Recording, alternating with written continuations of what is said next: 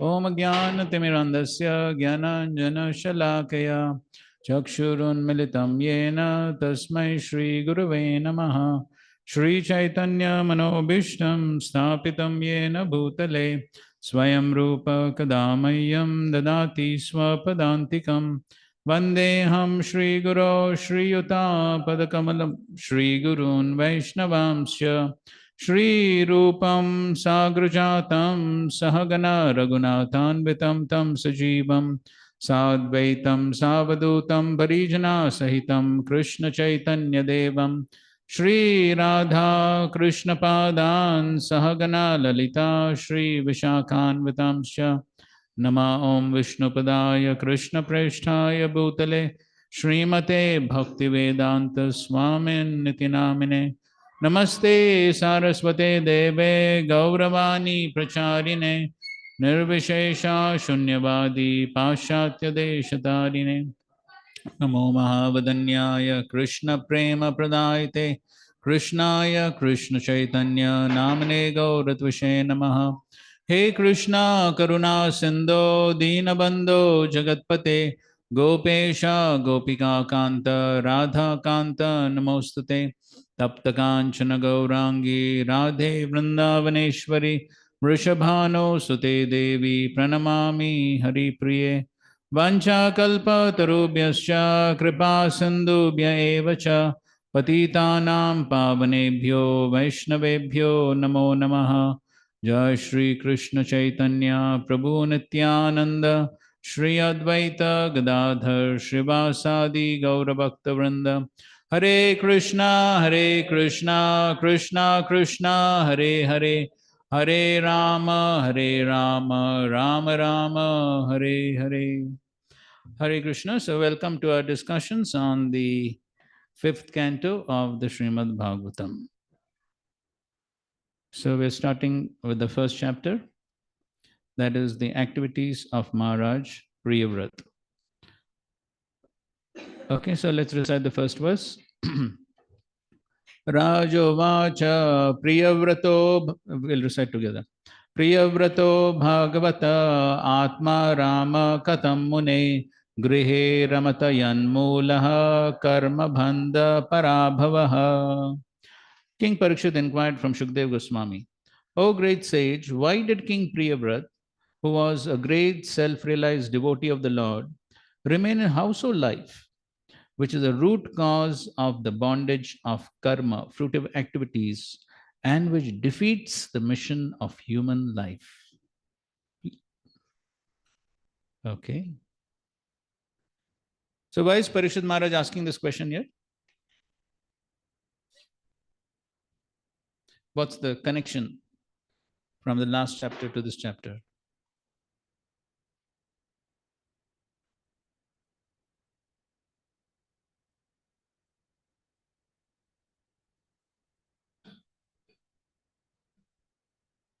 The last chapter was taken when? 1 year back? 4 months back? 5 months, huh? Such a big gap. Of course, December, January to go in marathon only. November also no class. Then October also no class. No. Why, Baba? Why? October you had class.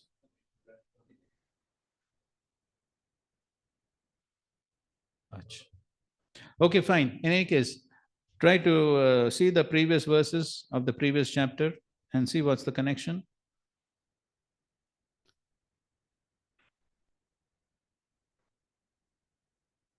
Online devotees also.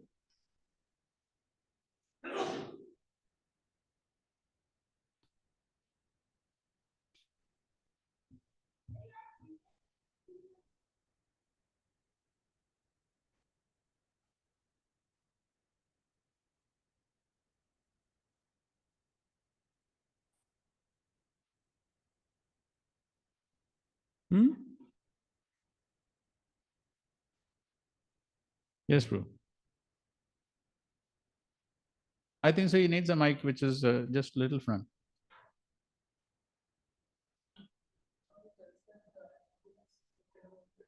of Utanpan, and now he's going to tell about the descendants of Priyavrat, who is son of Swayam. A little more precise. And then he also asks that he also tells that he received instructions from Narad Muni, but still he continued to rule the world. Who said? Sukdev Goswami. Ah, right. Which verse is that?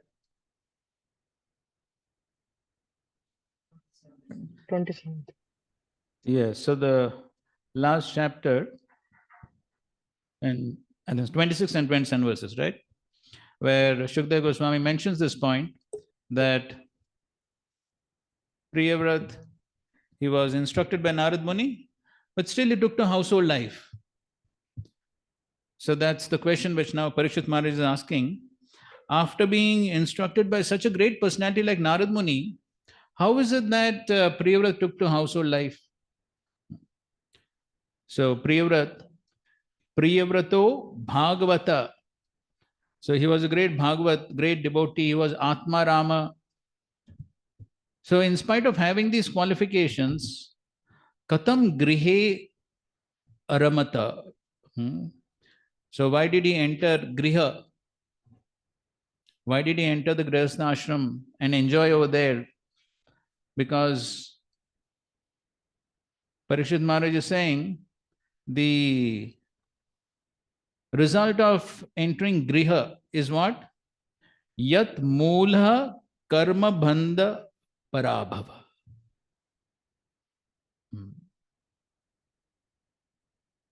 It is the root cause of bondage and defeat of the mission of human life.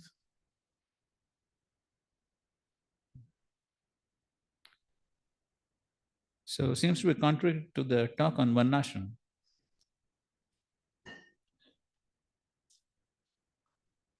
Of course, nothing is contradictory. But Parikshit Maharaj is asking a valid question.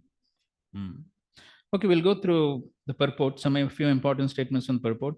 Proper than the purport is beginning by talking about that connection. The fourth canto, Srila Shukdev Goswami explains that Narad Muni perfectly instructed King Priyavrat about the mission of human life. And what is the mission of human life? Is to realize oneself and then gradually go back home, back to Godhead.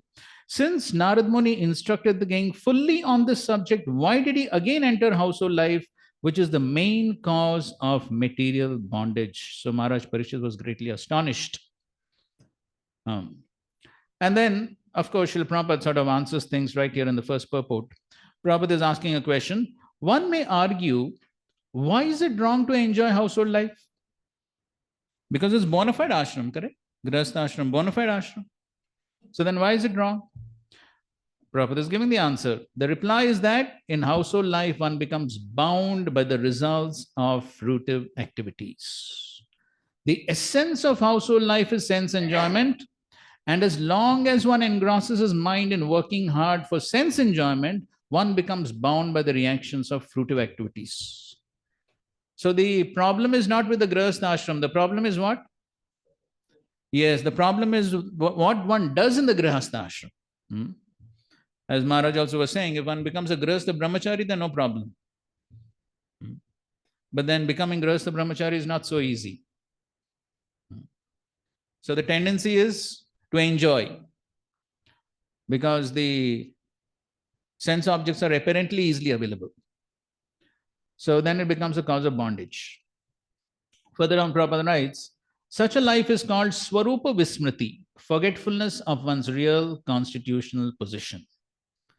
Therefore, in Vedic civilization, this is what Maharaj was discussing. Therefore, in Vedic civilization, one is trained in the very beginning of life as a brahmachari. So that means brahmachari training is not only for those who want to remain brahmacharis, but brahmachari training is meant for all boys, whether they want to remain as brahmacharis or they want to become grihasthas, irrespective of that, the training is compulsory. A brahmachari must execute austerities and refrain from sex indulgence. Therefore, if one is completely trained in the principles of brahmacharya, that's what Maharaj was discussing Brahmachari Gurukule Vasandantu Gururtam. So if one is trained in those principles of Brahmacharya, he generally does not enter household life. Please note the words Prabhupada is using. If one is completely trained,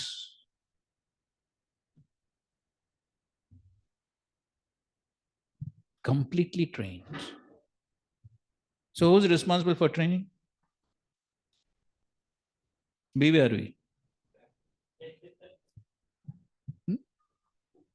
Who's responsible?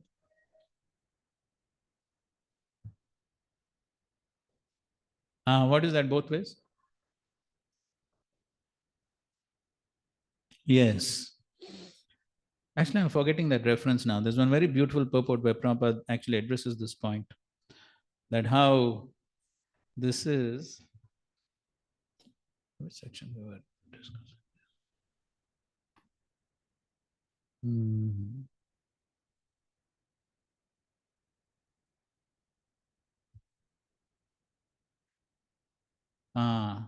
Okay. Let me go to that. So,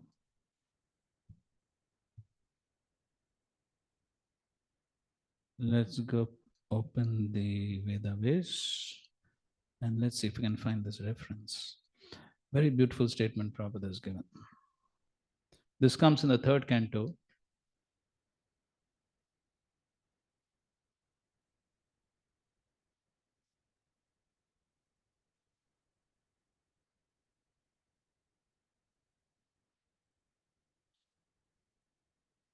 Let's see, 3rd canto, 14th chapter.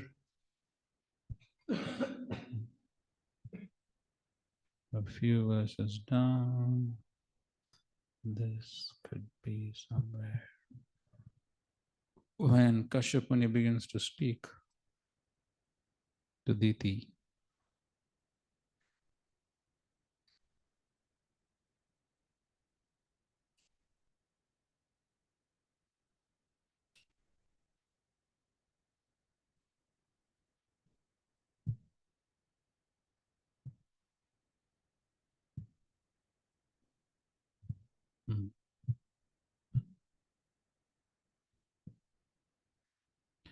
This is an interesting verse, isn't it? This 3rd canto, 14th chapter, pregnancy of Diti in the evening. So here, Kashyap Muni, we know the story, how Diti is trying to agitate Kashyap Muni. And then Kashyap Muni has sort of fallen victim to his wife's sweet words. And he's justifying, he's glorifying his wife and how the wife is a great asset to the husband. So here, okay, I'm reading this. Which verse is this? 18th verse. 3rd canto, 14th chapter, 18th verse. So here, Kashyap Muni is saying, as one can cross over the ocean with sea-going vessels. Okay, it needs to be shared here. Huh? Okay, fine. Okay, so as one can cross over the ocean with sea-going vessels, one can cross the dangerous situation of the material ocean by living with a wife.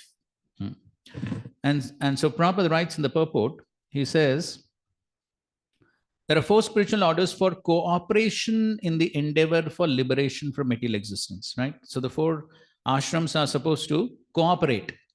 The orders of brahmacharya or pious student life, household with a wife, retired life, renounced life, all depend for successful advancement on the householder who lives with the wife.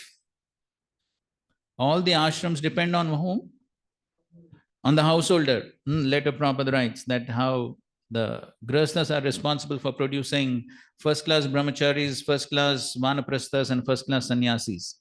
So there has to be a cooperation. This cooperation is essential for the proper functioning of the institution of the 4 social orders and the 4 spiritual orders of life. This Vedic Varnashram system is generally known as the caste system. He was asking about Vedic Varnashram and Deva Varnashram. So this is what Prabhupada is writing. Vedic Varnashram system is generally known as the caste system. So it's a perverted That's why Maharaj said all that is different types of asurik. Okay. The man who lives with the wife has a great responsibility in maintaining the members of other spiritual orders, brahmacharis, vanaprasthas, and sannyasis. Except for the grahasthas or householders, everyone is supposed to engage in the spiritual advancement of life. And therefore, the brahmachari, vanaprastha, and sannyasi have very little time to earn a livelihood. They therefore collect alms from the grahasthas, and thus they secure the bare necessities of life and cultivate spiritual understanding. By helping the other three sections of society cultivate spiritual values, the householder also makes advancement in spiritual life. So if the householder helps the other three ashramas, then he also makes advancement in spiritual life. Ultimately, every member of society automatically becomes spiritually advanced and easily crosses over the ocean of nations. Okay. Now,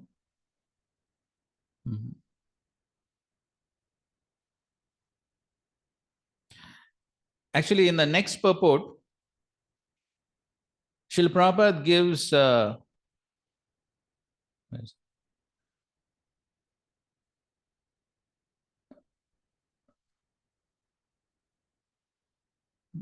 is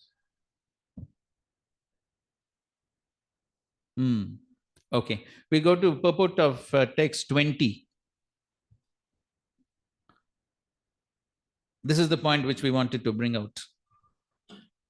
Prabhupada is writing, unless there is a rigid and systematic training of the brahmachari by the expert spiritual master, and unless the student is obedient, it is sure, note the words, it is sure that the so-called brahmachari will fall prey to the attack of sex. Maybe I'll just share it for everyone to see it.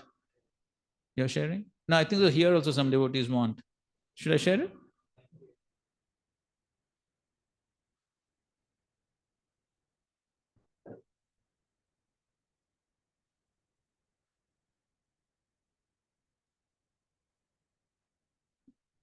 क्या हो रहा है?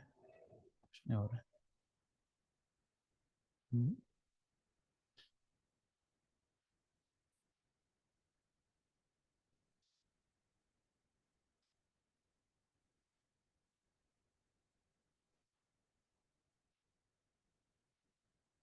फिर क्या हो रहा है? नहीं हो रहा है. फिर जो करना है.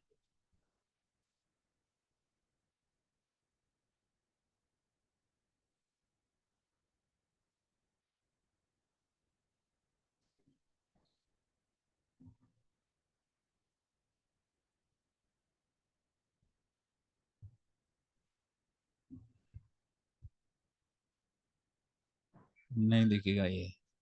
ठीक है, मैं करता हूँ zoom.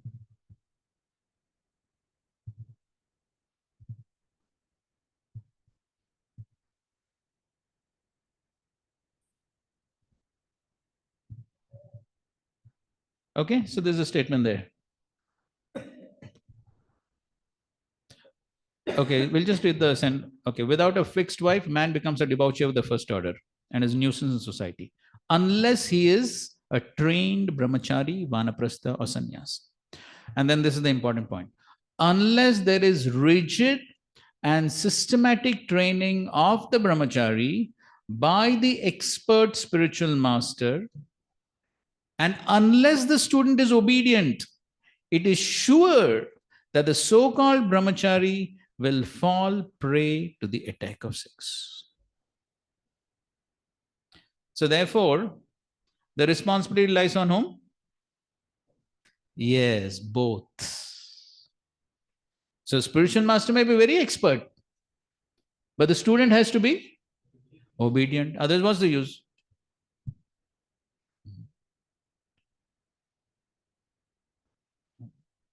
So therefore, the responsibility is on both sides. But the same point Prabhupada is writing here also. Therefore, if one is completely trained in the principles of brahmacharya, he generally does not enter household life. He is then called a naishtik brahmachari, which indicates total service. So this is what is required. So if we want to remain naishtik brahmacharis and not fall prey to the attack of sex, then what is required? Rigid and systematic training, which includes keeping the mobile phones on silent or switch off.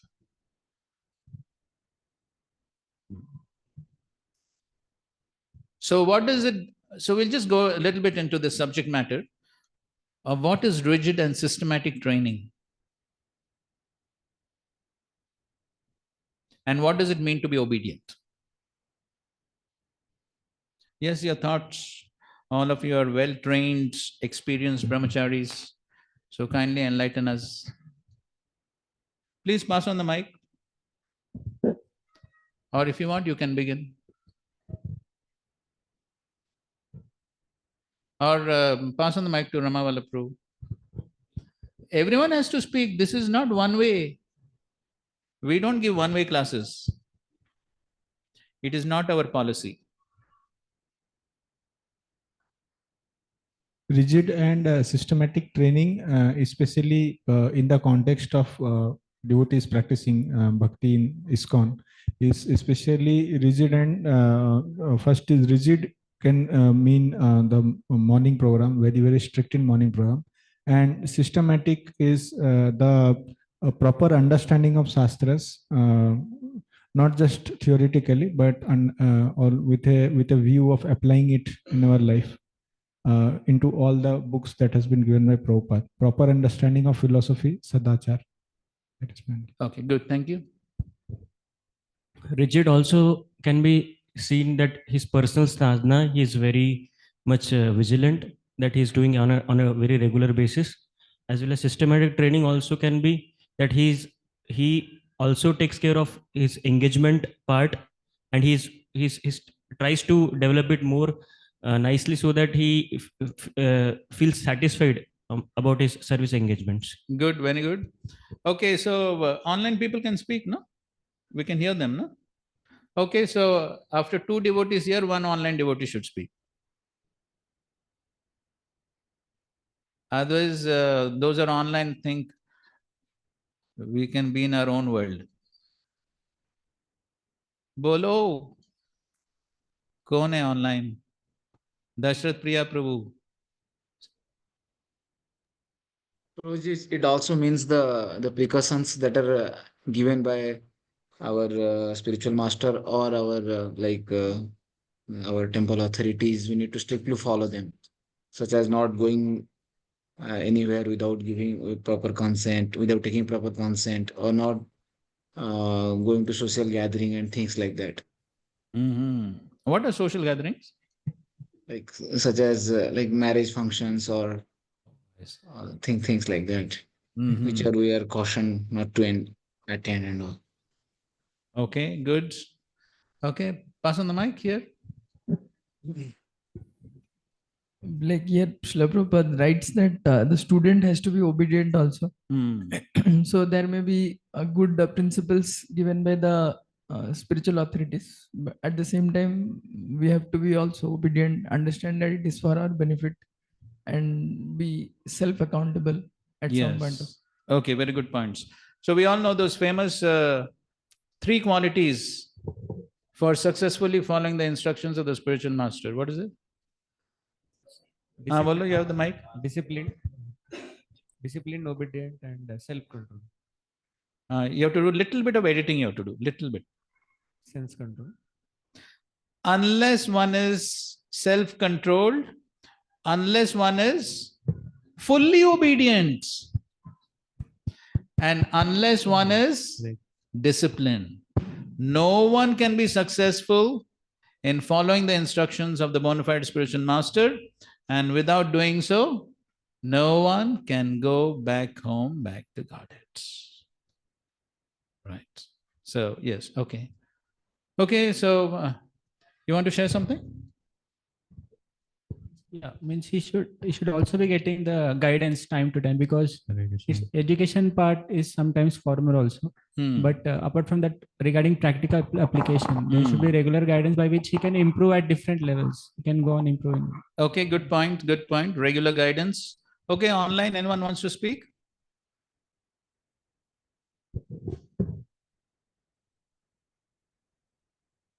Hare Krishna, Prabhuji.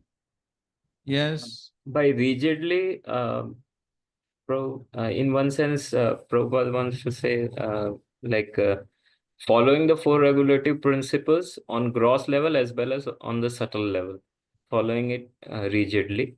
And systematic training here, it could also mean like uh, knowing one's adhikar and gradually progressing in learning or reading the scriptures, like not jumping directly into some. Not jumping to 10th canto. Yeah. Okay, systematically. Yes, that's correct. Okay, fine. Any additional points here? Somebody wants to add? Systematic training is my understanding that everyone cannot be given same training. It is Guru's responsibility also there here. So according to their level, the Guru has to give them proper engagement or to uplift them. Right. Whatever is required, that should be given. That way, that systematically training will be given, and he can also. Okay, that's also a good point. Yes, according to one's level, one should be trained, and so will be.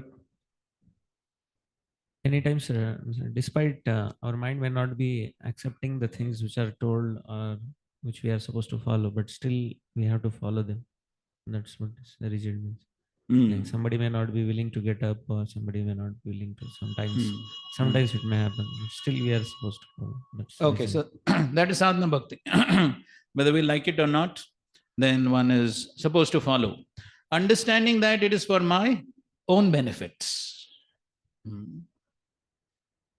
So, I think so in one of the Brahmachari class we had shown that letter of Srila Prabhupada. You remember that? Anybody was there? Rajatpur, you remember what?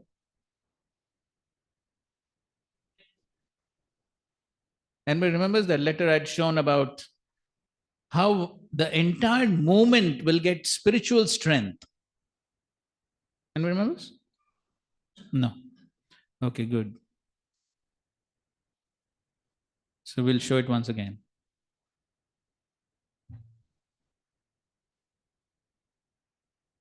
So sorry for revising some basics.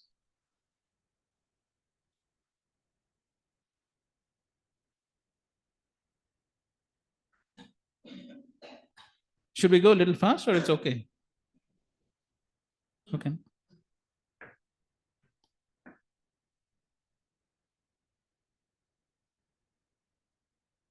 Anyway, actually, we are supposed to cover 3 chapters, right?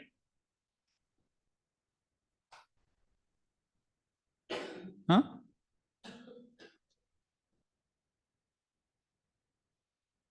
Nobody knows how many chapters to cover.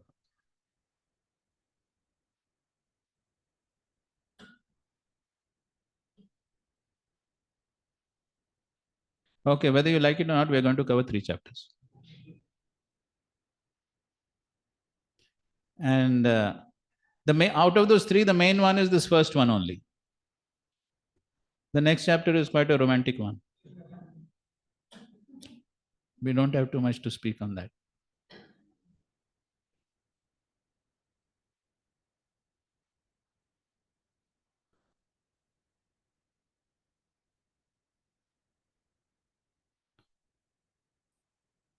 Okay, good. I showed this, right? Maybe you can remember now. Okay, so if you want the reference, you can note down the reference. 16th February 1973. From Sydney, Srila Prabhupada is writing to my dear Sudama. There's one Sudama here also, no? In this class. Online. There's one Sudama online. Okay, I'm just reading the last paragraph. So now I'm seeing more and more that my senior disciples must take an active role in continuing the high standard of purity which has been established in our Vaishnav line.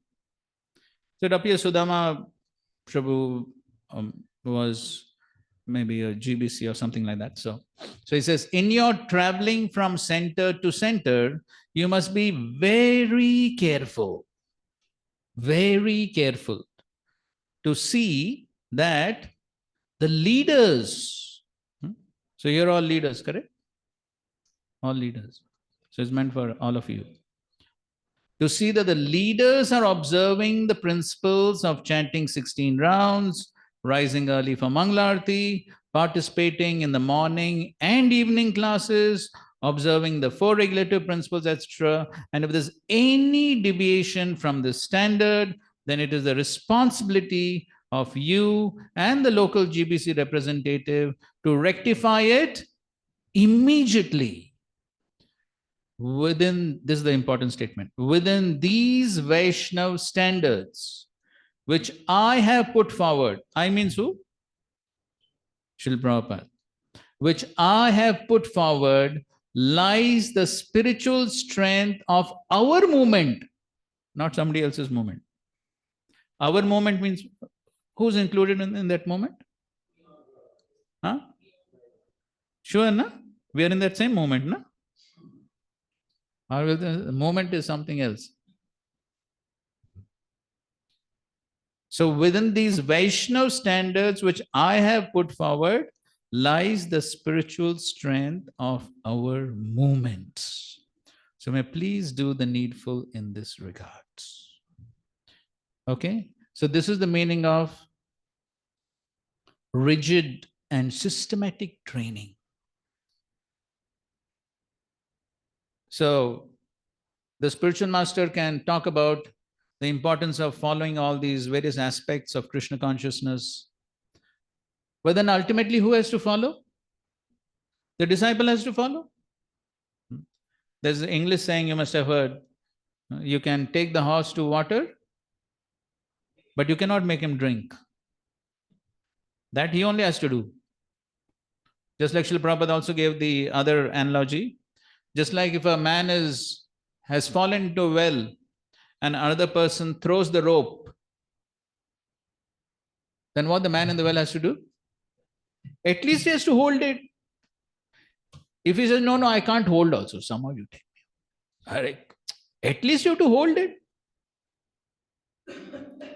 So similarly, Srila Prabhupada says that I can give instructions, but if you don't follow, even I cannot help you. Even I cannot help you. So therefore, all this needs to be very rigidly followed. This is in our own interest. If I don't follow, who loses? Nobody else loses. I only lose. So, therefore, the important point is that all these things definitely need to be taught, trained, and when we are given these good instructions, then it is our responsibility to try and follow them. And of course, the training also includes, as we are trying to do here, the studying the various scriptures and discussing on the scriptures and discussing on how to apply, what are the challenges in application. All this is a part of training. So when both the factors are there, rigid and systematic training by the expert spiritual master, and the disciple is obedient, then what will be the result? Will you not fall prey to attraction? Yes. One will not fall prey to sex life. And one more thing, Prabhupada is saying what?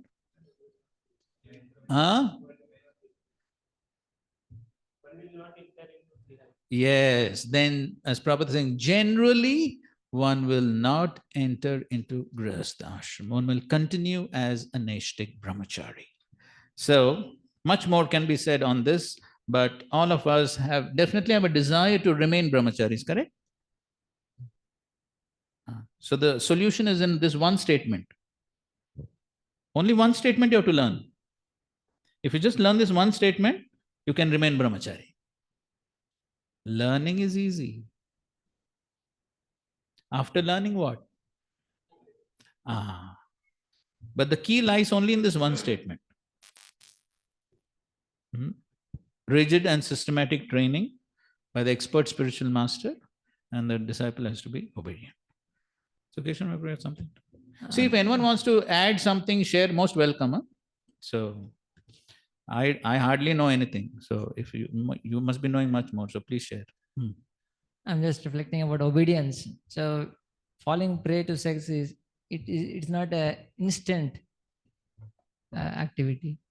So it happens in a gradual. So when one is given a caution by superiors, authorities, you are entering a danger zone, then one has to be obedient at that time. So it will not happen immediately. But when one is given a caution or warning or a suggestion, so one has to be obedient. Then one has to be following the rigid principles. Then only one will be saved. Otherwise, That's correct. So that brings us to another question. What is the importance of this obedience? Is it some fanaticism? Is it fanaticism? Is it just like military discipline? Karna hi padega. Is it like that? What is the what's the right word? Purpose. What's the purpose in practicing that obedience? What is the purpose? क्यों करना है? My own spiritual advancement. That's true, my own spiritual advancement. So what is that connection between obedience and spiritual advancement? What is the connection? Rama Prabhu?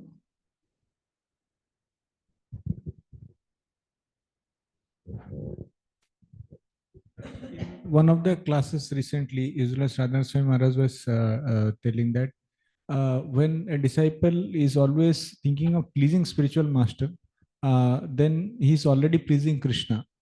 Because the spiritual master cannot say anything which is not pleasing to Krishna, because a disciple cannot understand what pleases Krishna. So if he just follows the order of the spiritual master, then he's automatically pleasing Krishna. That's the point.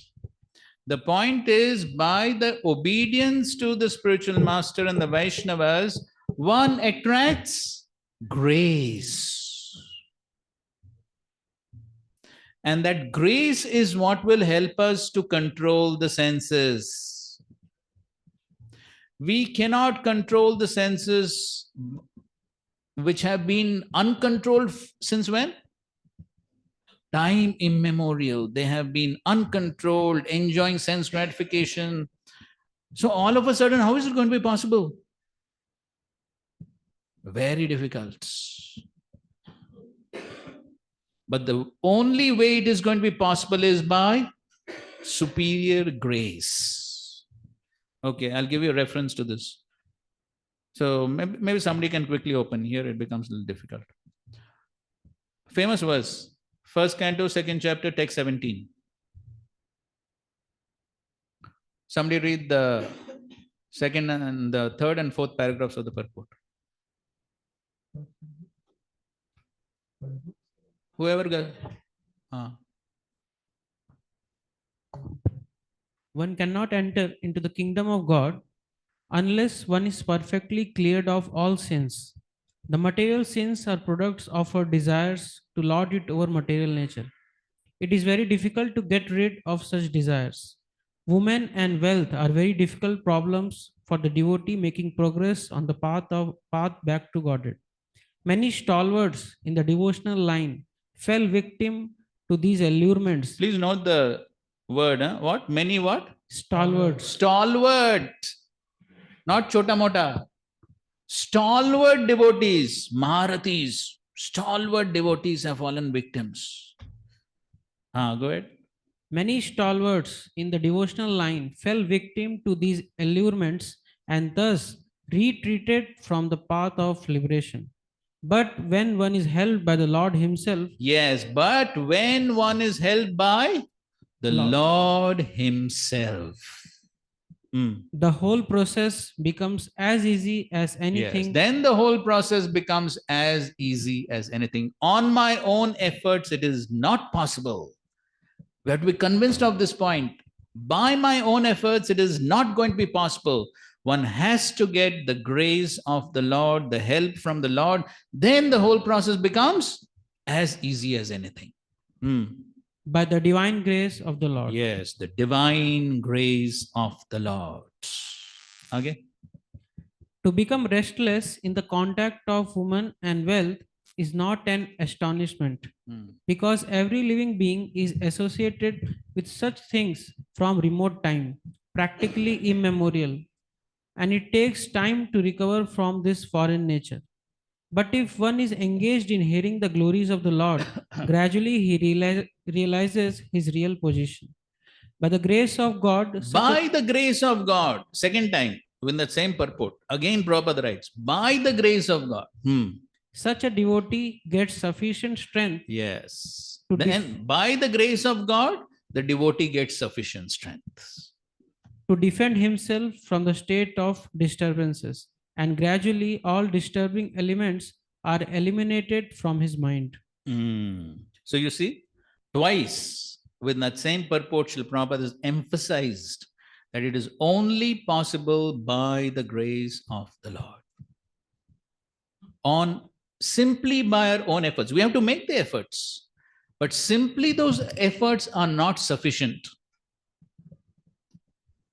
Those efforts must be directed in such a way so as to attract the grace of the Lord. So if one does not attract the grace, I can make a lot of efforts. But if those efforts are not in the direction to attract grace, shrama eva hi kevalam.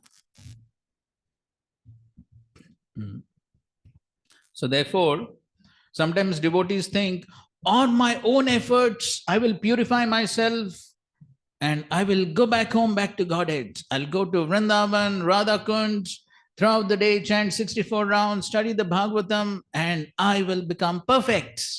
It doesn't work that way. It doesn't work that way. Many have tried, and many have failed. Huh? Yes, and yes. Maya continues to allure. Yes, Maya's business goes on. Therefore, we are studying all this to make these points very clear. It is not possible by our own efforts. Our efforts must be to attract grace. And therefore, Srila Prabhupada emphasized that point of how one must always act in ways so that the spiritual master and the Vaishnavas are pleased. So, in this connection, I don't know if I had told these past tense before, but anyways, in the context of the discussion. So, in Vrindavan, Krishna Balram temple, I told this past time sometime about Dhananjay Prabhu, the bell pastime. No, okay. So, you know the famous bell in Krishna Balram temple, which rings every hour. So, if you have seen some old videos, this year anyways is the 50th anniversary of Krishna Balram temple opening. There's going to be a big function. So maybe some of you will plan to go. Lot of events this year. So earlier, the bell was on those pillars in front of the altar. You know, there's altar, then there is temple hall, and then there are some pillars, correct? So the bell was on one of those pillars. So then for some reason it fell down. So when it fell down, then discussion came, so where should the bell be put now? So Srila Prabhupada was talking to the devotees, and there was this temple commander Dhananjay Prabhu. He was the temple commander. So he's only telling this past time in his memories. So then Srila Prabhupada said, hang it on the tamal tree in the courtyard. So Dhananjay Prabhu said, no, Srila Prabhupada, that's not the right place. We'll hang it at the entrance. Prabhupada said, no, tamal tree. So a little bit back and forth, it was going on. And finally, Srila Prabhupada said, do whatever you like. So he did. So he hung the bell at the entrance, as you find it even today.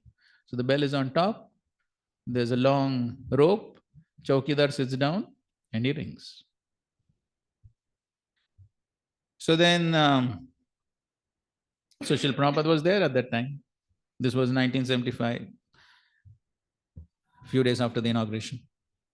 And Srila Prabhupada would go on his morning walk every day.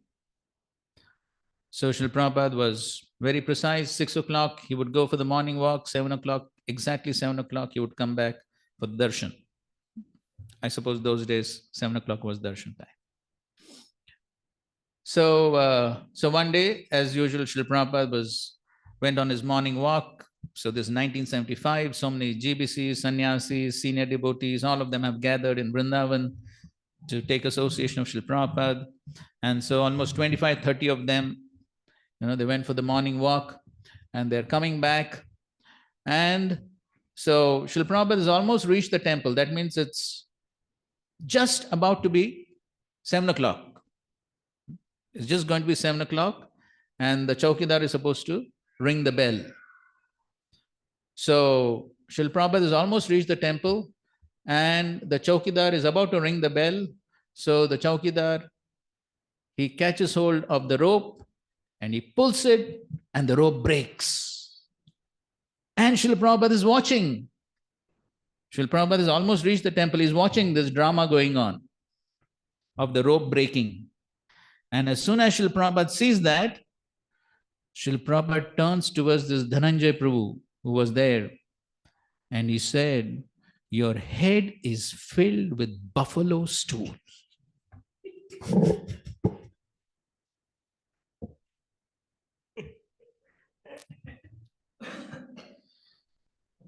So we are laughing, but think about his condition.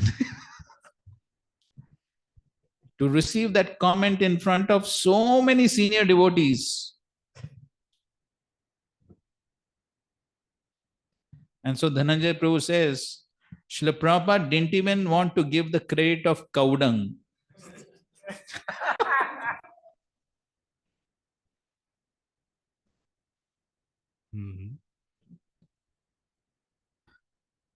So Srila Prabhupada wanted to make his point. See, you didn't listen to me. See what's happening. That's the point he wanted to make. But in any case, it continued. The bell is still there. But that's the point Srila Prabhupada wanted to make. If you don't listen to me, there's going to be problem. And so that's what is required. Because when we obey, then we attract what? Grace. We attract the grace. And that is our saving grace. That is what will save us from the attack of the material energy in the form of so many allurements, as Prabhupada is writing, especially what? Women and money. And who has fallen prey to them? Stalwarts. Stalwarts have fallen prey. And we have enough examples of that within our own society. Enough examples. From new devotees to stalwart devotees, we have good range of examples. But if we want to be saved, then our activities must attract grace. And that's what Prabhupada is writing here. Therefore, if one is completely trained in the principles of brahmacharya, he generally does not enter household life. He is then called a Naishtik brahmachari, which indicates total celibacy. Anybody has any comments, objections to our discussion?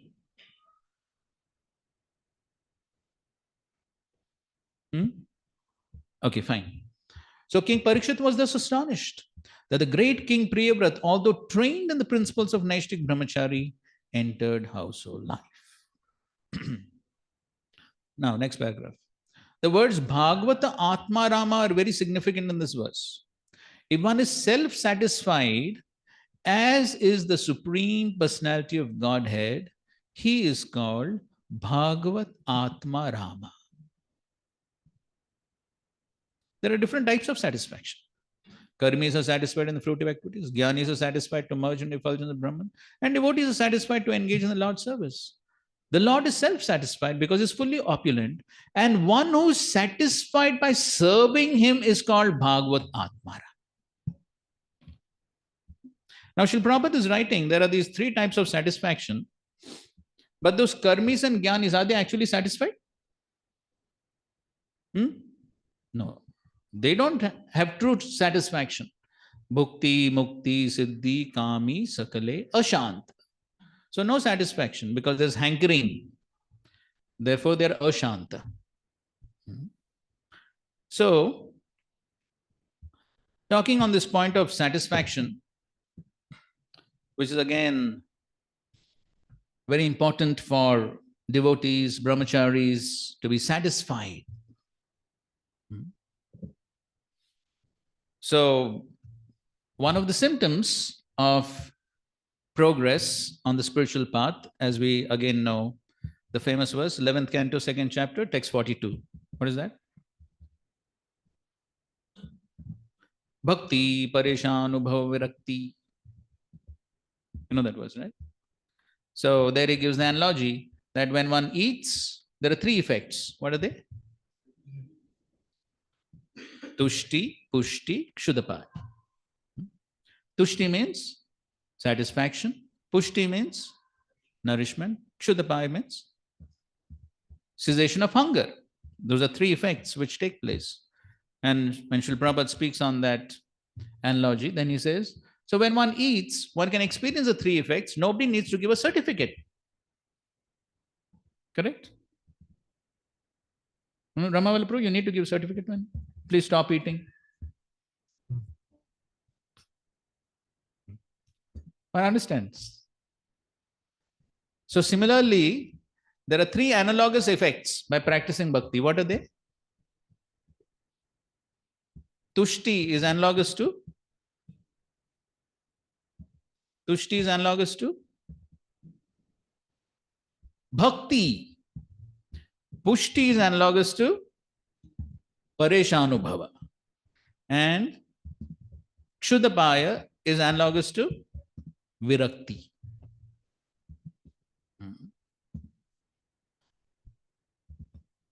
So, it is the bhakti element which gives satisfaction. In that connection, we have the famous pastime of the great Acharya who was dissatisfied. Who? Vyasadeva. And we know how Narad Muni came and it gave him the reason for his dissatisfaction. So in that context, there is one beautiful statement. Somebody open. 1st canto, 4th chapter, text 27.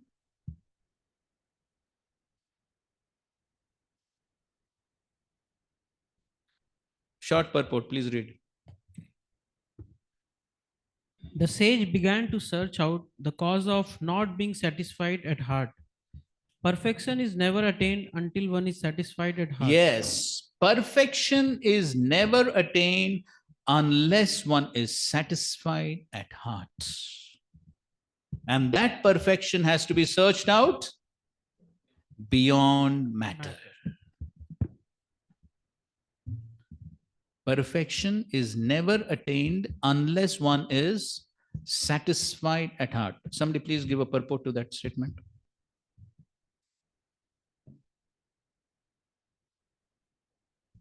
What is my understanding? This is whatever I understood through is this is that unless we are satisfied in the heart, we may do a lot of things, but meaning we will not feel kind of satisfied. Okay. Okay. Somebody else wants to elaborate a little more? Fish. Fish out of water, we give example. So no matter whatever you give the fish out of water, it cannot be satisfied at all. But only fish needs the water. So similarly, the soul, whatever you may give materially, it cannot be satisfied unless only bhakti, the relationship with Supreme Lord is re-established. Okay, good point. Somebody else wants to add something? बोलिए बोलिए, सबको बोलना है. This is discussion, churning the subject matter. Macchitta madgata prana bodhayanta parasparam. This will give what? What? Tushyanti cha ramanti. This is what will give tushyanti. That is what we're talking about, satisfaction. When we are serving for the pleasure of the Lord, that purpose itself gives us satisfaction. And when Lord is satisfied, we become satisfied. Good, good point. Yes. Hare Krishna, bro. Yes, yes. Who's speaking? If Raghav Charandas. Raghav, yes. If one is not satisfied at heart, then he will not put his heart in doing the things, and then it is not possible to achieve perfection because he is not putting his heart since he is not satisfied. So since he is not satisfied, he's not putting his heart, or because he's not putting his heart, he's not satisfied? He is not satisfied, that's why he is not putting his heart. Of course, it is circular. Yes, but your point is correct. Yes. Narada also gives example of the tree and the branches, the stomach and the senses. So Lord has to be pleased. We need to serve the Lord, not to be satisfied. Yes. So Prahlad Maharaj's example. What is Prahlad Maharaj's example? 7th canto, 9th chapter, text 11.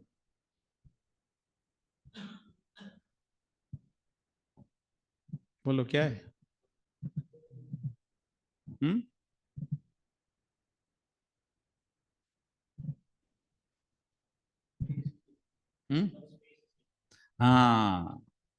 बोलो. It also seem to be decorated. So what is the analogy?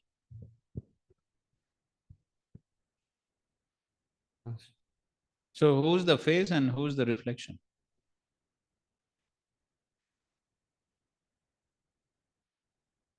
बोलो. अरे देखने की क्या जरूरत है?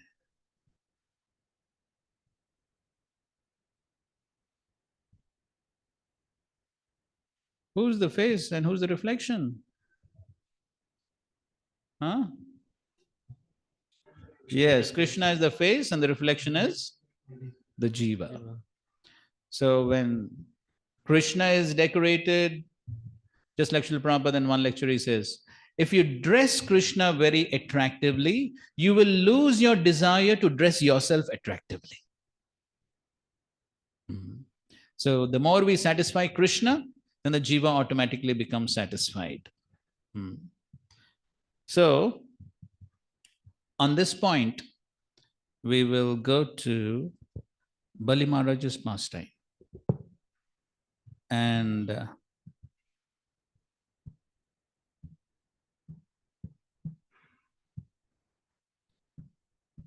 so we know the story, how Vamandev asked for 3 steps of land, and Bali Maharaj says, "What? Only 3 steps? You have very less intelligence."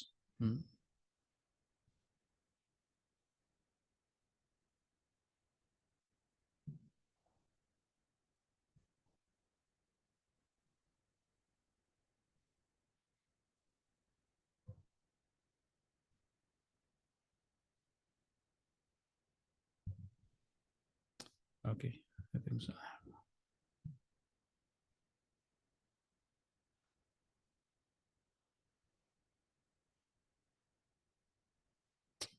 Sorry. Third option. Where is this?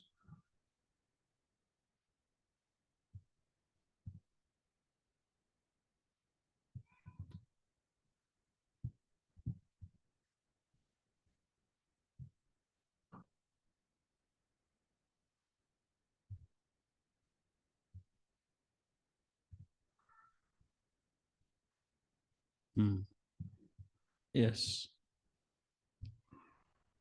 So here,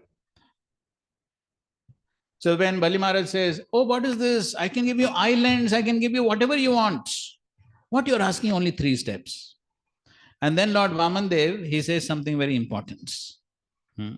So he says, Shri Bhagavan Uvacha Yavanto Vishaya Preshtas Trilokyam Ajitendriyam Na Shaknuvanti Te Sarve Prati Purayatum Ripa. So if one is Ajitendriya, even if he is given Trilokyam, still he won't be satisfied. Oh my dear king, even the entirety of whatever there may be within the 3 worlds to satisfy one's senses cannot satisfy a person whose senses are uncontrolled. This is 8th canto, 19th chapter, text 21. And then he goes on to say some very important things. So he says, if I were not satisfied with 3 pieces of land, then surely I would not be satisfied even with possessing one of the 7 islands consisting of 9 varshas. Even if I possess 1 island, I would hope to get others. That is the nature of greed, lobha. One is never satisfied. Then he gives examples, Maharaj Prithu, Maharaj Gaya. And then he says, one should be satisfied with whatever he achieves by his previous destiny, for discontent can never bring happiness. A person who is not self-controlled will not be happy even with possessing 3 worlds. So, yadrichaya, the word is used here, yadrichaya, whatever comes of its own accord. So many things are destined.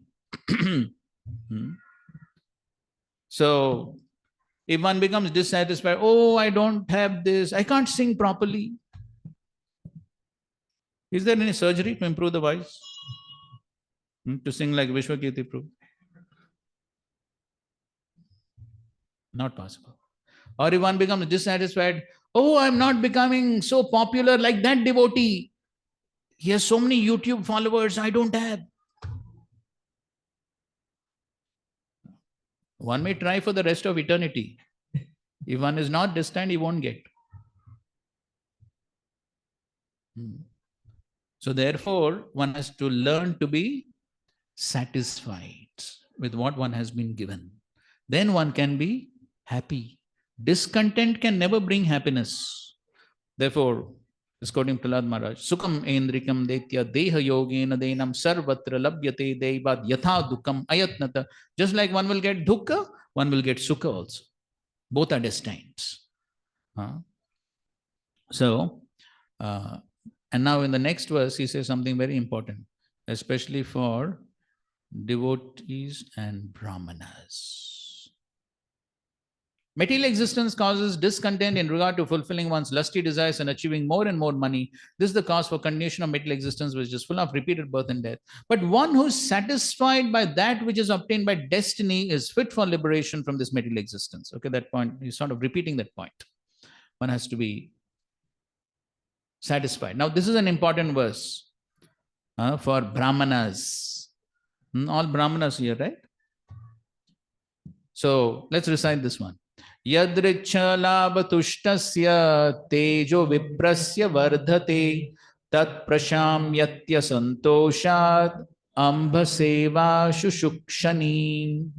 Yadricha labhatushtasya, if one is satisfied with what one gets by destiny, result will be what? Tejo viprasya vardhate. The tejo of the vipra will increase. The spiritual prowess of the vipra, the brahmana, will increase. But tat prashamyatya asantoshat. But if one is dissatisfied, asantoshat, then the result will be prashamyati. That means the teja will reduce, just like ambhasa iva ashukshani, just like pouring water on fire. A brahmana who is satisfied with whatever is providentially obtained is increasingly enlightened with spiritual power, but the spiritual potency of a dissatisfied brahmana decreases as fire diminishes in potency when water is sprinkled on it. Because if one is dissatisfied, that means one is having a lot of material desires, wants. So then as one is chanting Hare Krishna, mind is going here, there, I want this, I want this, I want this. How one can chant? Very difficult. So therefore, one has to be satisfied. That is what Srila Prabhupada is writing here. What? The Lord is self-satisfied because he is fully opulent. Lord is Atmaram, that we know. But one who is satisfied by serving him is called Bhagavat Atmara. So when a devotee is satisfied simply by serving, he doesn't want anything in return. The service itself gives satisfaction. Then one can be Bhagavat Atmara. So all these were the qualifications of Priyavrat. But in spite of having these qualifications, he entered household life. That is the question. And then further down, Prabhupada is saying, we know the verse, satisfaction in the service of the Lord is called akama.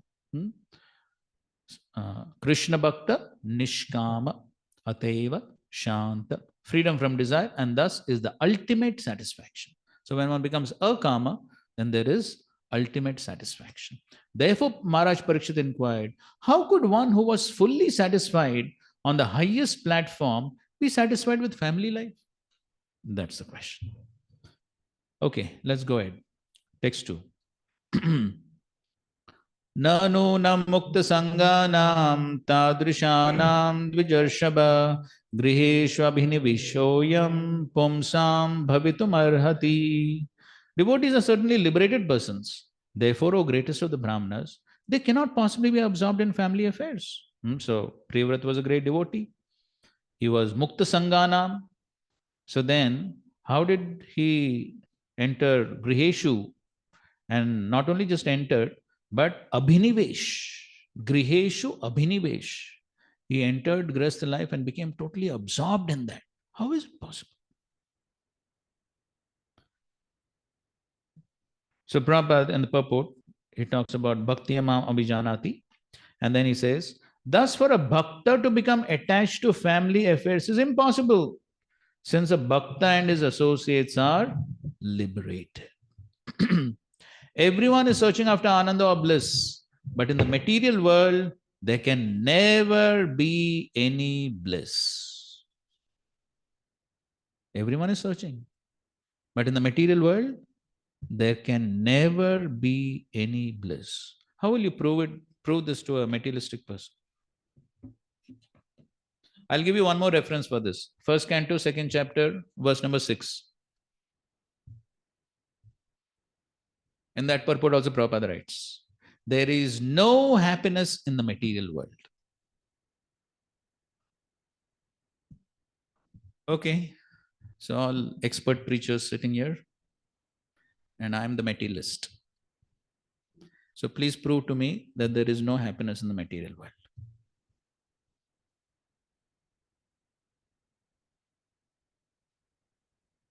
Bolo, jaldi bolo.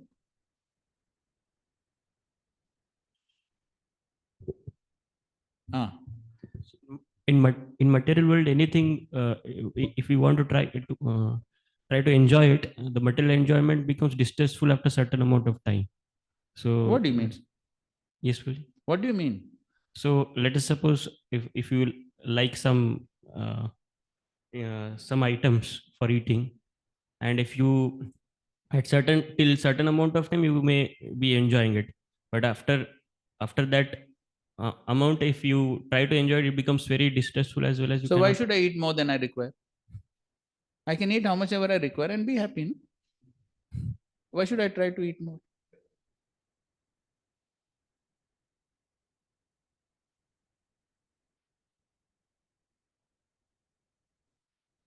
अरे कुछ तो बोलो, इतना जल्दी हार गए?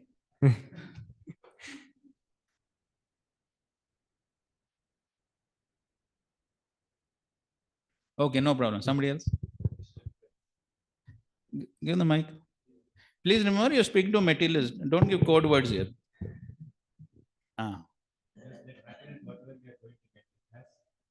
On.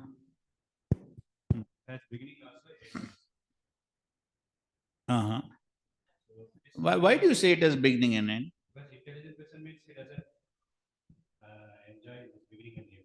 temporary happiness it doesn't want. He wants No, why do you say in the first place that the happiness is temporary?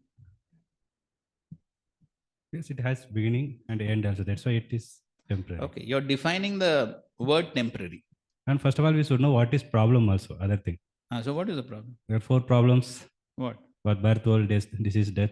Arey Baba, birth is forgotten, death is long way, disease sometimes. Rest of the time I can be happy. What's the problem? That's means that's why that intelligent person doesn't want the temporary happiness. Arey, what is temporary by? I don't see any temporary. See, most of the time I'm On happy. top of it, whatever happiness we are trying to enjoy is that is for body, not for soul. I don't know what is soul. I don't understand this soul business. If somebody is satisfied, he will not hanker more. Because material people keep on hankering. So if I hanker, I'll try to get more, then more happiness. Once he's enjoyed, like we saw that also, if somebody is satisfied, means if hunger is satisfied, he doesn't want more. So he's not satisfied, so he keeps on hankering So for what's more. the problem? So I hanker for more, I get more things, and I become happy. So how you're saying there's no happiness?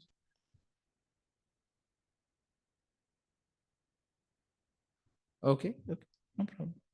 Say I'm little stubborn. I mean, dog's obstinacy. Very difficult to change. So please help me. My precarious condition. He will not get satisfied. Like some people may like to drink, smoke. So they may feel happy about it. But I was just thinking, one thing is they are paying for it. And after that is why we are earning, Baba. To pay only. After paying also, they are not happy with that because they are getting diseases. And again, the time. Disease once in a while, disease comes. Go to the doctor, take treatment. It's a big problem. What big problem? I don't see any big problem. Then they try to stop it also. But I don't see any big problem. Okay, see, first of all, everyone does not get disease. Somebody will get this. And if I get this, I go to the doctor. I pay him something, get the medicine, I get cured. What's the problem? But even after that, they are not satisfied. Why do you say? I feel satisfied.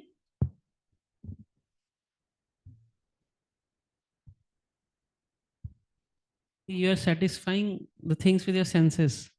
So, but what you are satisfying, you are enjoying is the dull matter. So, ये बहुत complicated philosophy हो गया.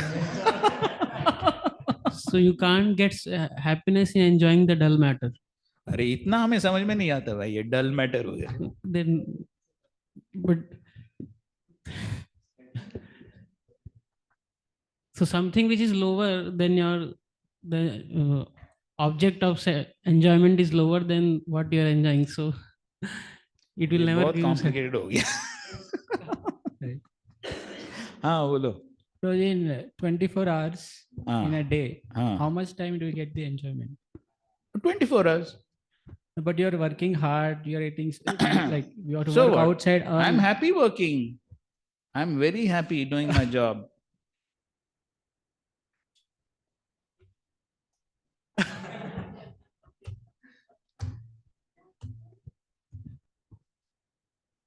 If you're happy, then why that hankering is increasing? Because there are so many desires, and after you fulfill the desires are, let's say a man has unlimited desires, so desires are increasing.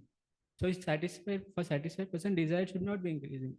No, see, my question is, what is the problem with desires increasing? That is the fundamental question.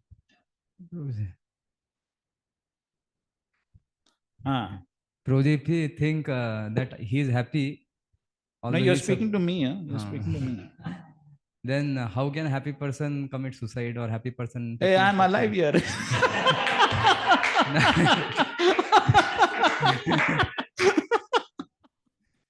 Nowadays, means many people they. You're talking about somebody else. Talk about me now. Many people on this same, they are trying to do same thing. So. Yes. Online. हाँ बोलो बोलो, आपका हो गया?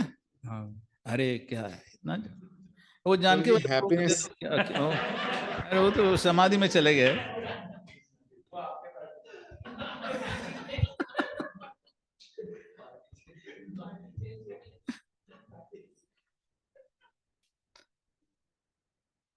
हाँ क्या बोलेंगे? इंद्र तृप्ति है या नहीं इस भौतिक जगत में? सुख है या नहीं? टेम्पररी। ठीक है, वो बात सही है, लेकिन मैं तो ये सब समझ में नहीं आता मुझे सब, तो कुछ और बताना पड़ेगा ना। ओके, नो प्रॉब्लम, टेंशन मत लो ज्यादा। हाँ हाँ, यस, केशव कृपा प्रभु, he has lot of realizations in the health department.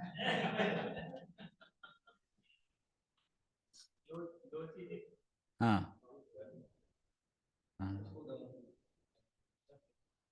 Two things are there. Hmm. One is happiness is always 2 feet ahead. जब स्टूडेंट रहते हैं, when we are a student we think when we get job we'll be happy, when we get job we feel that when one will get married then he will be happy, then these things goes on and goes on. बिल्कुल सही है। This is one thing, and another is तो उसमें गलत क्या है उसमें? it never end.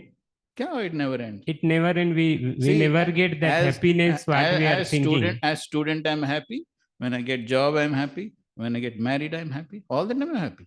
No, as a student also, when you are doing your study and all, there is so much pressure.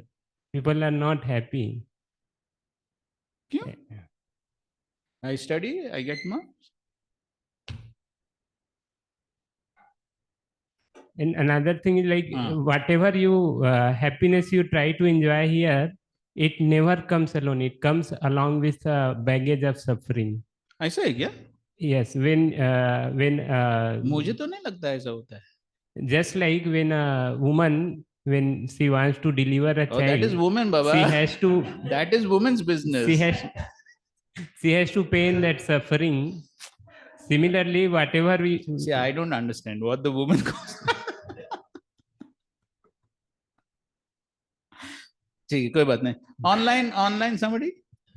Finally, Janardhan Prabhu, you have to give the final opinion, huh? Roji, the happiness that we derive in this material world is like the happiness of scratching an itch. So when there is an itching, we scratch. There is some sensation of happiness, but eventually the place becomes like it starts bleeding, and the misery. I don't have such experience. I don't have such experience. See, if I feel like scratching, I scratch. Business is finished.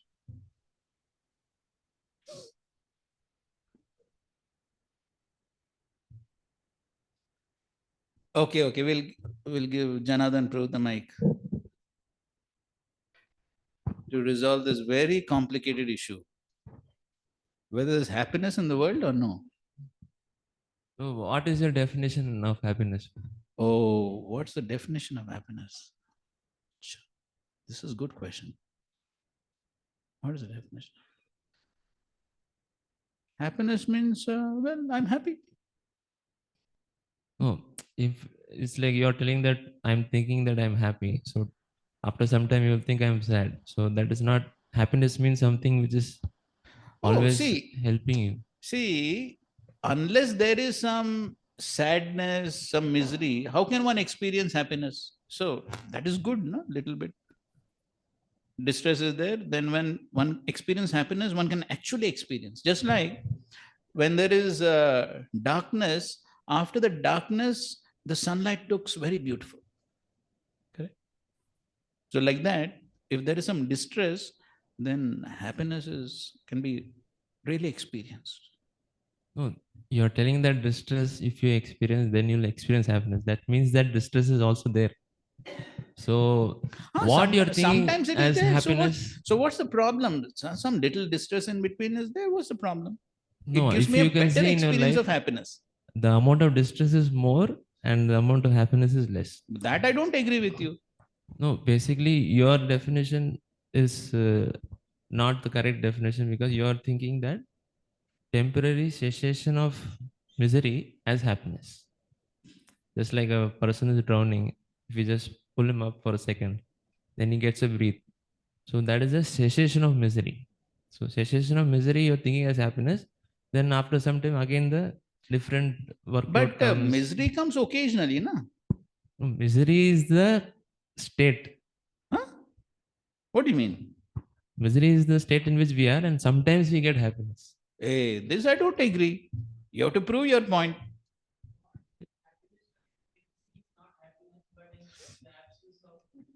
No, that's what I don't agree with your point. So how will you prove it? Yeah, because whatever endeavor you are doing, whatever day-to-day activities, it is all involving certain things which you are trying to achieve or which you are trying to fulfill yourself. You are not actually fulfilled now. So then you're thinking that you want to fulfill so that you will become happy. That itself is a condition where you're searching for happiness. So if that is not there, then how can you tell that happiness exists in this way? Okay, fine. Okay, good points. All are good points. But nobody has succeeded in convincing me sufficiently that there is no happiness in this material world. We have to be convinced of this, correct? To the degree one is convinced that there is no happiness, to that degree one will be serious to get spiritual happiness. So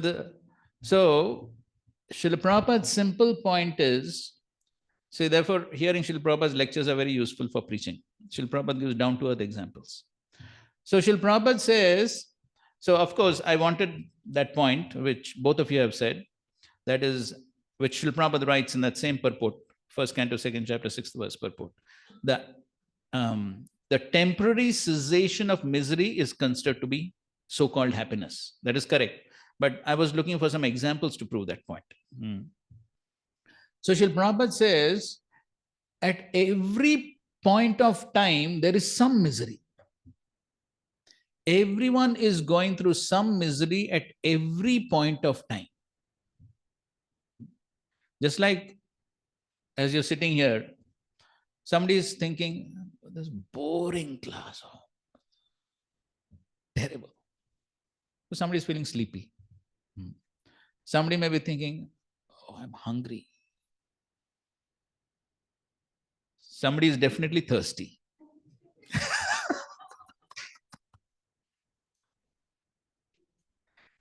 So if we carefully analyze, at every point of time, there is some misery. You're wearing specs. Yes. At every point of time, we are experiencing some misery, if we carefully analyze. The thing is, we don't analyze so much, correct? We don't think about it. But the fact is that at every point of time, we are experiencing some misery. And occasionally, when that misery is taken away, we think that is happiness. So, I think so. This we discuss in 6th session also, I think, right? So, if somebody says, well, I'm happy, I eat, I drink, and I'm happy. Suppose somebody says, well, my favorite item is gulab jamun. So, whenever I want, I eat gulab jamuns and I'm happy. So, gulab jamuns is the cause of happiness, correct? No, you don't agree. You don't agree. Why? Huh? You agree? You put rabdi or whatever you want. So or jalebi with rabdi, huh? Jalebi with rabdi. So is that the cause of happiness? No. Why you say no?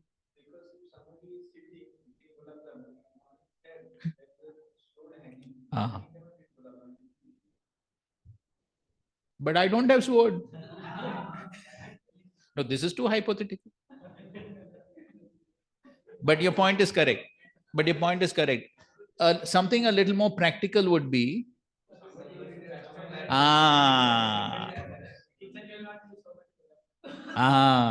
so suppose somebody So person is eating, and then somebody comes and chastises him. Hey, what are you doing here? You're supposed to do that service. What you're sitting and enjoying it? Then what happens? Taste goes away. Does the taste of the gulab jamun change? Does it change? No, it doesn't change. Taste is same. Then what happens? What happens? Therefore, where is the happiness? Manasijam. That's what Prahlad Maharaj says. It is all in the mind. The moment the mind is disturbed, the taste goes away. Taste is there. Somebody else will taste it. The same. But I don't taste it. To give another example, one man's food, another man's poison. The same gulab jamun, person is highly diabetic. Taste is there or no? Taste is there. But he is not experiencing happiness. That means what? That thing is not the cause of happiness. Things can never be the cause of happiness. If we are experiencing happiness in things, then it is simply on the mental platform.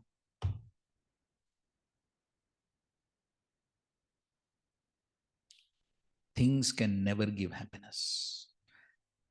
Because things are material and I am spirit. So therefore, things can never make me happy.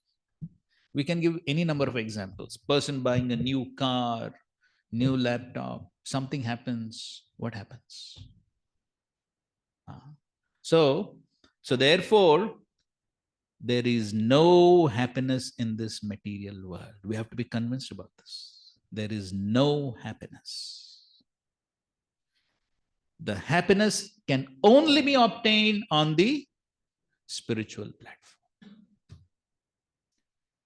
So, Srila Prabhupada has written one beautiful statement, first canto, second chapter, 8th verse, last sentence of the purport. You can go through the rest of the purport, but that last sentence is so brilliant. Srila Prabhupada has written, the hankering soul can only be satisfied by the perfect scientific process of perfect devotional service. And that is a perfect statement. Of course, we can go into so much of discussion on just that one statement, but just this point over here. Everyone is searching after Ananda or bliss, but in the material world, there can never be any bliss. It is only possible in devotional service. Attachment for family affairs and devotional service are incompatible. See, it's very important to see the very precise words that Srila Prabhupada is using. Is family a problem? Is family a problem? No. What is the problem? Attachment. The attachment for family affairs, that's the problem. Therefore, Srila Prabhupada has written in Bhagavad Gita, 13th chapter, verses 8 to 12. You know those famous set of verses? Beginning with Amanitvam, Adambitvam, all that. So, in that, one of the paragraphs there where he's talking about detachment from family members.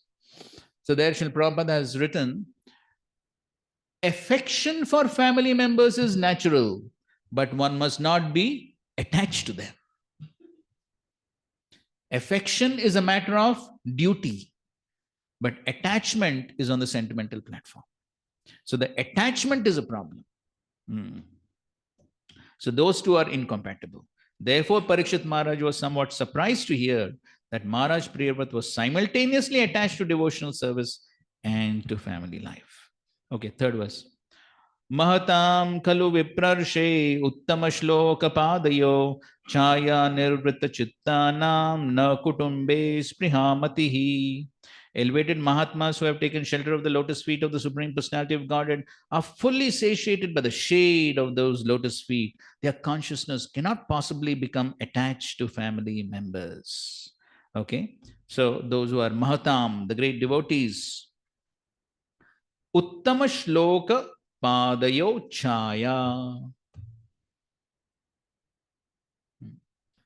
They have taken shelter of what? The chaya, the shade of the lotus feet of the Supreme Lord. So just like a person who is tormented by the heat of the sun, he goes under the shade of a tree and he feels great relief. So similarly, for one who is tormented in this tapa of material existence, he can only be satisfied when he receives that shade of the lotus feet of the Supreme Lord. So for receiving the shade, what one has to do? Huh? Yes. Then at least one has to take shelter. One has to take shelter of the tree. Then the tree will give shade. Similarly, one has to take shelter of the lotus feet of the Supreme Lord, serve the lotus feet of the Supreme Lord. Then one will experience that shade. Just like in the 11th canto of the Bhagavatam, the Devatas, right?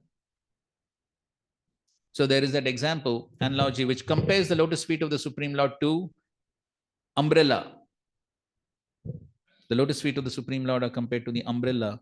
And this umbrella is very special because this umbrella also Amrita Varsha.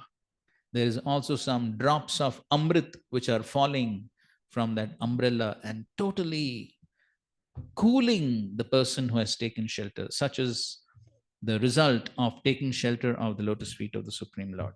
So therefore, if one has taken shelter, then he feels that satisfaction, he feels that happiness to the degree one has taken shelter, and then he will not be affected by the material attachments. Nitai pada kamala, koti chandra shushitala, ye chaya ya jagat juda. Right.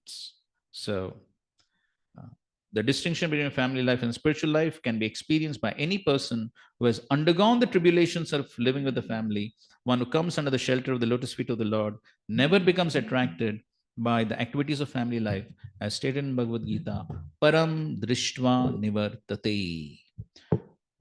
So what is the meaning of the word drishtva?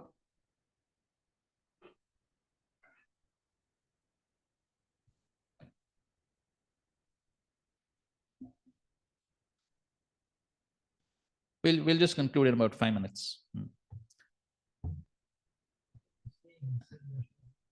The literal meaning seems to be seeing, but you go to the verse and see the word-to-word meaning which Srila Prabhupada has given. Yes, it's an experience. The higher taste is an experience. It is not a theoretical understanding.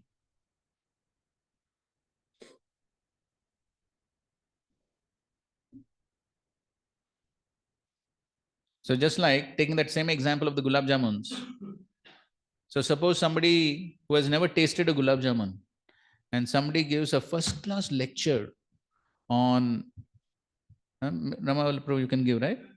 First-class lecture on the various ingredients of the gulab jamun with exact measurement, and then how it is cooked and all details, 1 hour lecture. After hearing that, you'll feel completely satisfied, correct? No? Why not?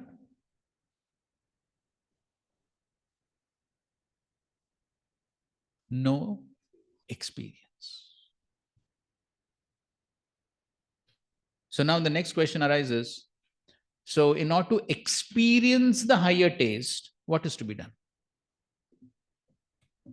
We all want the experience, correct? But one has to pay price. Gulab jamun, here brahmacharis get free. Outside, what is cost of gulab jamun? Per piece. So nothing comes free. So how this higher taste will come free? Higher taste Govindas, anything is free? So how to get this higher taste? What is the price to pay? What is the price? Bill kya hai? Rigid and systematic practice. What's that? Rigid and systematic. Okay, rigid and systematic training. Good. That's correct. That's correct. What practice? Okay, practice the process. Okay, but I'm looking for a little more precise thing. That even the Gyanis are doing. Gyanis and yogis are also doing. Faith in the process. Srila Prabhupada's statements are very precise. Go to that purport, 2nd chapter, 59th verse, and read the last sentence of the purport.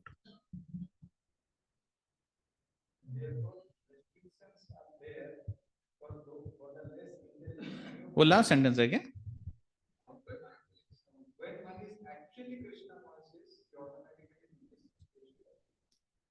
That's all. What is the solution? Actually Krishna conscious. That's all. If one is actually Krishna conscious, then all the material things will appear to be dead, pale. Only thing is what? Actually Krishna conscious.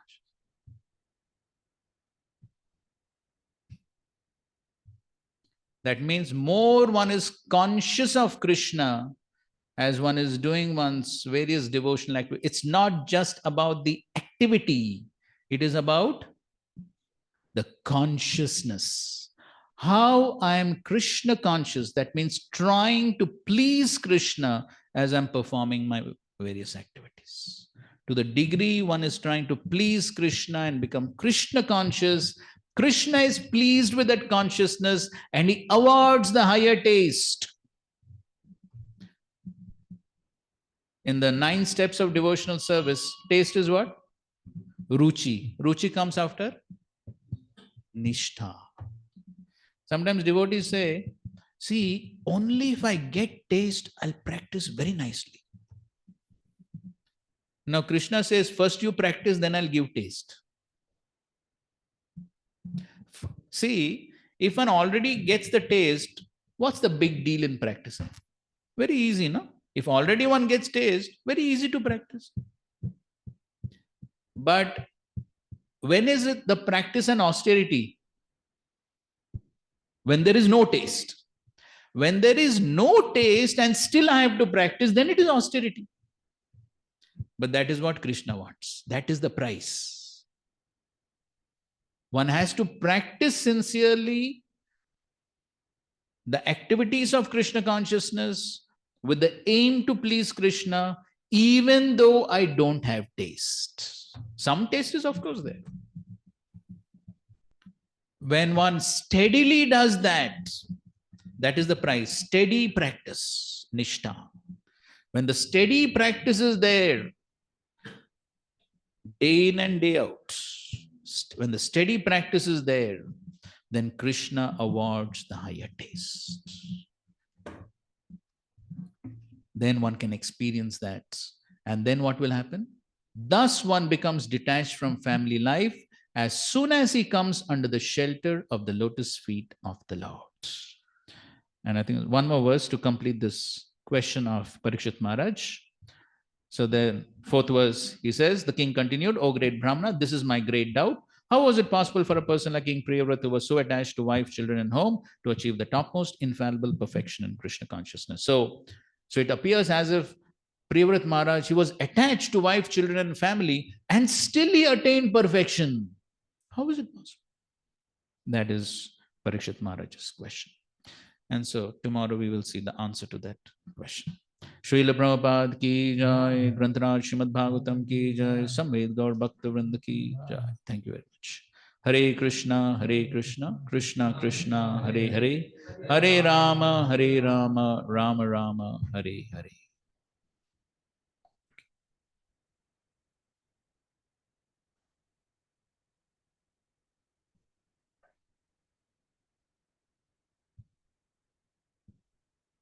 So we exit, right?